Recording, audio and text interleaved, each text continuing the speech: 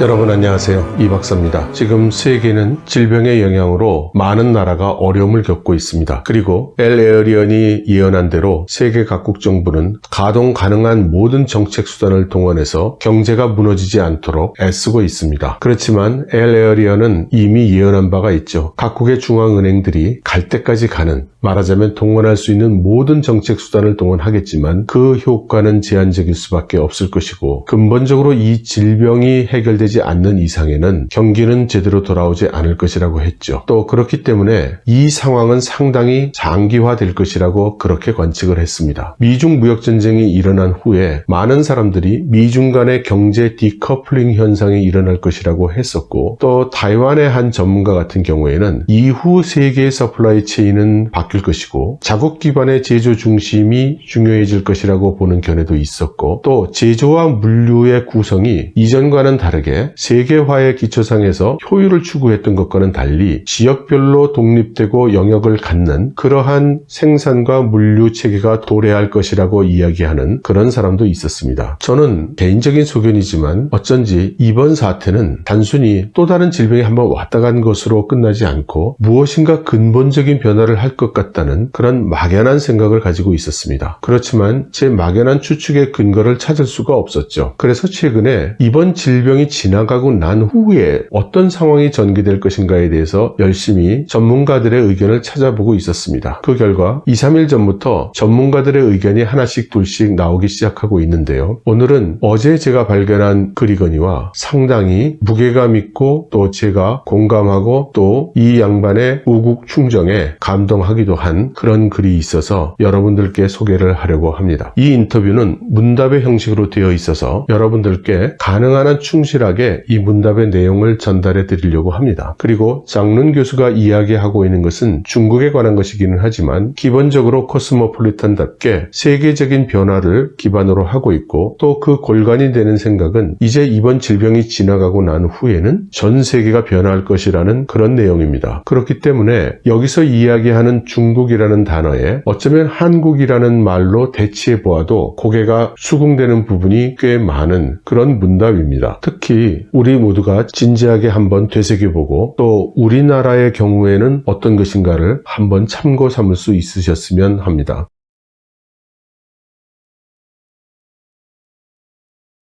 장룬, 이 사람은 프랑스에 있는 한 대학의 부교수입니다. 그리고 지금은 미국의 하버드 대학의 객원 교수로 근무를 하고 있습니다. 이 양반은 동북 출신으로 알려져 있고요. 베이징 대학을 나온 다음에 프랑스의 파리 고등사회과학원에서 박사학위를 받은 분입니다. 바로 얼마 전에 중국의 한 미디어와 인터뷰를 했습니다. 주된 주제는 최근 세계를 휩쓸고 있는 질병에 관한 것이었죠. 인터뷰를 행한 사람은 마구어천이라는 사람으로 잡지 차이징의 주필이라고 합니다. 이 기사는 중국의 SNS에 게재가 돼서 저도 좀 볼 수가 있었는데 몇 시간 지나지 않아 곧바로 삭제가 되었습니다. 인터넷 검색을 쭉 해보니 아직 삭제가 되지 않은 그런 홈페이지도 있어서 그 링크를 달아놓도록 하겠는데요. 어쩌면 여러분들이 클릭해보시는 그 순간에는 이미 사라졌을 수도 있다는 것을 미리 말씀드려야 할 것 같습니다. 이 장룬 교수는 해외에 있기 때문에 신변의 위협은 없겠지만 인터뷰를 행한 마 주필의 경우에는 혹시라도 고초를 겪지는 않을지 좀 걱정이 되기도 합니다.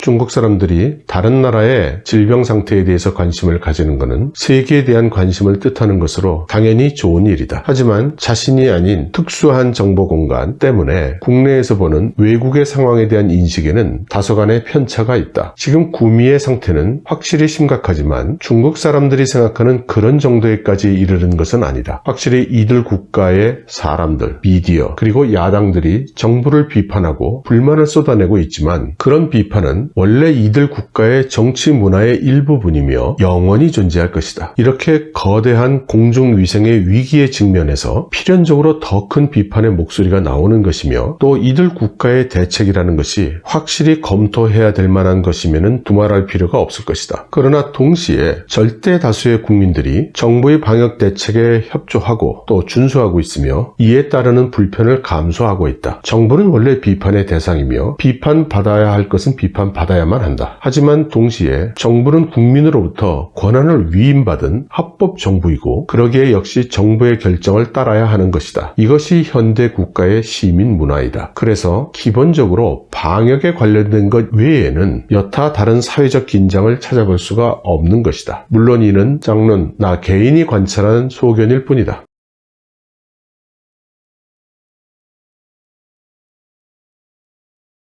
사실 미국 증시의 거품은 이미 월스트리트를 포함해서 좀 심한 상태인 것으로 알려져 있었다. 증시의 하락세는 이번 전염병으로 인한 공포와도 관계가 있고 증권 시장에 내재된 조정 국면과도 관련이 있다. 방역 조치가 궤도에 오르면 사람들의 정서가 점점 안정이 되면서 증시도 이성적인 상황으로 돌아올 것이라고 생각한다.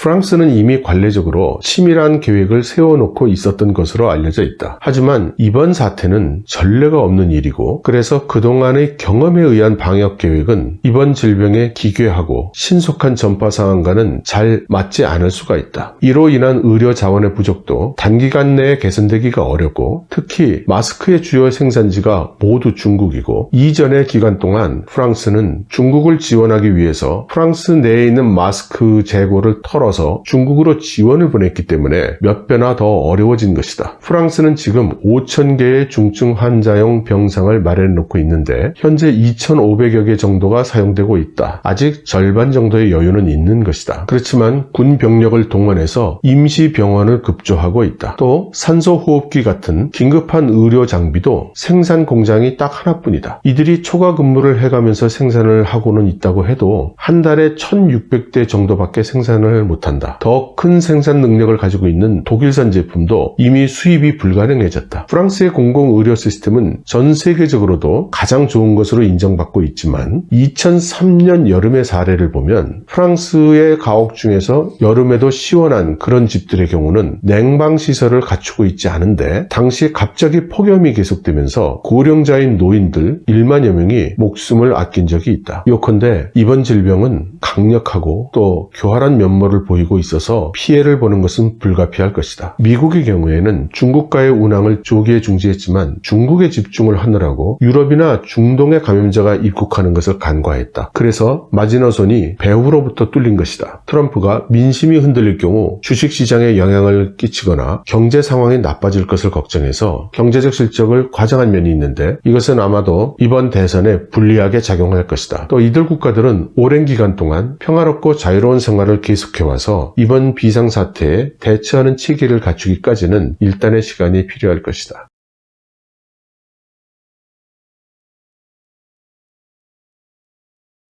자유민주주의 제도가 이번 위기에 제대로 대처하지 못했다고 이렇게 판단을 하겠다고 하면 한국, 일본, 타이완은 어떻게 성공적으로 방역을 할 수 있었겠는가? 같은 민주체계라 해도 국가마다 다른 대응책이 있고 그 효과도 각기 다르다. 예를 들어 이탈리아의 사망률은 왜 그렇게 높은가? 의료 자원이 부족하고 감염 면적이 너무 크다는 것 외에도 사회 문화적인 생활 방식, 특히 인구의 노령화와 관계가 깊다. 이탈리아는 65세 이상의 노인이 전체 인구의 22% 이상이고 프랑스의 경우 사망자의 80%가 70세 이상의 노인이다. 그렇지만 한국, 일본, 타이완을 보면 그 국가들도 상대적으로 심각한 노령화 사회이지만 이 문제가 그렇게 심각하지 않은데 그 이유가 무엇이겠는가? 아마도 그 대응 방식, 문화적 요인 등과 관계가 있을 것이다. 이들 국가의 정부가 효과적으로 관리한 것도 있고 사람들의 위생습관, 협동심, 자율정신에 대한 신뢰 이런 것들이 큰 역할을 했다. 따라서 이번 위기에 대한 각국의 조치와 효과를 평가하는 것은 국가제도, 문화전통, 인구구조, 의료자원 여러 면이 있어서 단순하게 하나의 변수로만 설명할 수는 없다. 우리는 남들의 일시적인 문제를 가져다가 정신승리하고 있을 수는 없다. 우리는 남의 장점을 많이 찾아보고 단점은 적게 보고 절대로 지나치게 자만해서는 안 된다. 자만하면 문제가 된다. 우리는 대격변의 시대에 살고 있어서 진실을 보다 이해하고 문제를 다양한 각도에서 보는 태도를 가져야 편파적이지 않을 수 있다.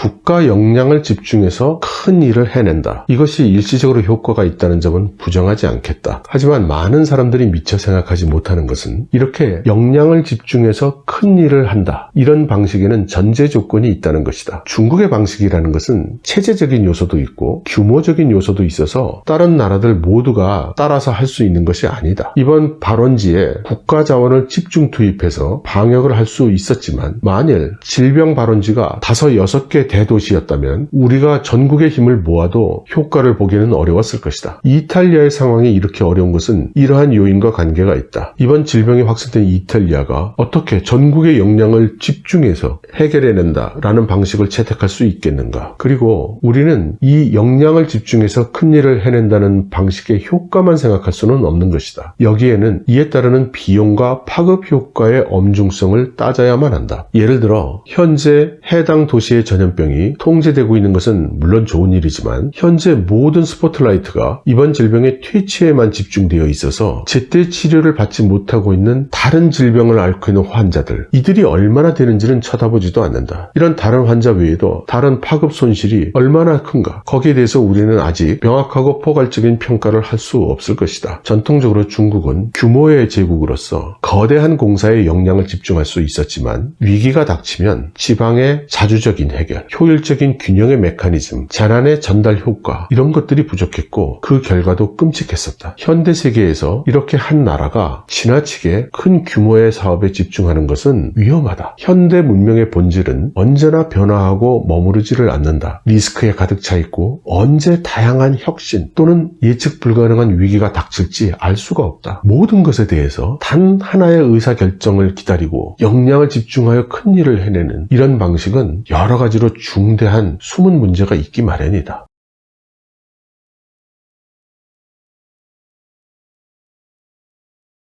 큰 질병이 밀려오면 서방 국가들은 국민들을 감옥처럼 가둬놓기보다는 개개인의 자유를 깨우치고 여기에 의존한다. 중국인들은 아마도 하드한 방식에 익숙해져 있을 것이고 이른바 소프트한 방식에는 잘 이해를 못하는데 이는 외국과 제도적인 차이가 있고 문화적인 차이가 있고 가치 기준의 차이가 있음을 반영하는 것이다. 여기에 한 가지 근본적인 문제가 있다. 국가 제도의 기본 철학이 무엇인가? 효율성이라는 것을 모든 제도, 정책의 합법적인 기반으로 삼을 것인가? 아니면 도덕과 자유의 권리를 합법성의 기초로 삼을 것인가? 이 요소들은 효율성과 완전히 상충된다고 할 수 없겠지만 때때로는 확실히 모순될 때가 있고 상충될 때가 있다. 마지막으로 제도라는 것은 가치 목표를 가지고 있어야 한다. 무엇을 원하는가? 상응하는 제도 여건이 완전히 다른데 해외 국가를 보면 중국과 동일한 길거리 관리 체계가 있는 나라는 없다. 경찰 외에 이렇게 강제적으로 주민들의 행동과 손발을 제한할 수 있는 나라는 없다. 반면 민주적 제도는 소프트한 측면이 있는 동시에 하드한 때도 있다는 것을 지적하지 않을 수 없다. 일단 법 절차에 따라서 비상사태가 선포돼서 정부가 해당 권력을 가지게 되면 권위주의 국가의 효율에 비해서 결코 뒤떨어지지 않는다. 국가는 장치 구안을 추구해야 마땅하고 일시적인 경제 발전에 국한하는 것은 역사적인 안목이 결여되어 있다는 의미이다. 장기적 효율과 단기적 효율, 자유와 질서, 이들 사이에서 최선을 다해서 합리적인 균형점을 찾아야 한다.